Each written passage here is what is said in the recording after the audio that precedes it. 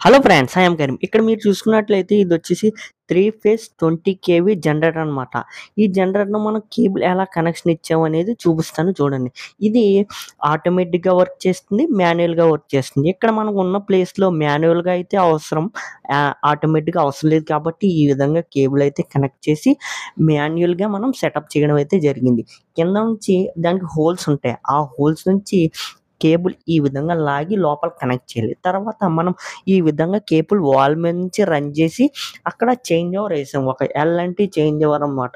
ఈ ఎల్&టి change over వేసి మనం కనెక్షన్ అయితే ఇవ్వడం జరిగింది. ఇప్పుడు మనం ఓపెన్ చేసి చూసుకున్నట్లయితే కిందేమో ఇన్పుట్లు అంటే మీటర్ దగ్గర నుండి వచ్చినయి అండ్ జనరేటర్ ఇన్పుట్స్. పైన వచ్చేసి అవుట్‌పుట్స్ అనమాట. అండ్ అదే విధంగా ఈ చేంజ్ ఓవర్‌కైతే మనం ఎర్త్ అయితే కంపల్సరీగా కనెక్ట్ చేసుకోవాలి. ఏమన్నా అయినప్పుడు మనకి ప్రాబ్లమ్ లేకుండా ఉంటుంది. ఇక్కడ మీరు చూసుకున్నట్లయితే కనెక్షన్ మళ్ళీ మీకు ఒకసారి చూపిస్తున్నాను. తర్వాత పైనుంచి అవుట్‌పుట్ వైరు ఈ విధంగా రన్నింగ్ చేసి లోపల మీటర్ ఉంది. మీటర్ దగ్గరే కనెక్షన్స్ అన్నీ ఉన్నాయి. లోపలికి వెళ్లి కనెక్షన్స్ ఒకసారి చూద్దాం పదండి. ఇక్కడ మీరు చూసుకున్నట్లయితే సిటీ మీటర్ ఉంది. ఇందులోనే మనకి ఏసీలు కూడా ఉన్నాయి. కానీ మనం ఏసీలకైతే జనరేటర్ కనెక్షన్ ఇవ్వలేదు. వాటిని ఈ విధంగా మొత్తం లోపల డివైడింగ్ అయితే చేసామనమాట.